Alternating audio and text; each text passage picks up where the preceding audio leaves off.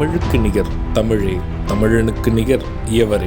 2 அடியில் நம்மால் எதுவும் செய்ய இயலாது என்று எண்ணும் மனிதனிடத்தில் 2 அடி குரலில் எதையும் நம்மால் செய்ய முடியும் என நம்பிக்கையை ஊக்குவித்தது திருக்குறள். வணக்கம் குழந்தைகளே. வணக்கம் பகலவன் ஐயா.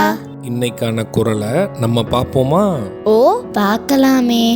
சரி, பாடத்துக்குள்ள போலாம். இன்னைக்கான குறள் அதிகாரம் 104 உழவு. குறள் எண் 1034.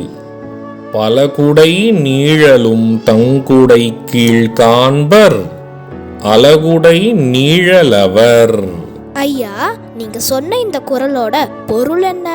இதற்கான பொருள், பலகுடை நிழல் கீழ் வாழ்கின்ற அரசர்களையும் தம்முடைய குடை நிழல் கீழ் கொண்டு வரக்கூடிய ஆற்றல் மிக்கவர், உழுபடையால் வரும் நெல் வளஞ்சிறக்க பெற்றவர். இதுக்கு ஒரு உதாரணம் சொல்லுங்களேன். இதற்கான உதாரணம், பெரிய அரசர்களாகவே இருந்தாலும் தன் உடலுக்கு பசி என வந்து விட்டால் தன் உழவால் வந்த நெல்லை வைத்திருக்கும் விவசாயியிடமே அவர்கள் உணவு கேட்க முடியும். நான் சொன்னது உங்களுக்கு புரிஞ்சுதா தீரன், இலக்கியா?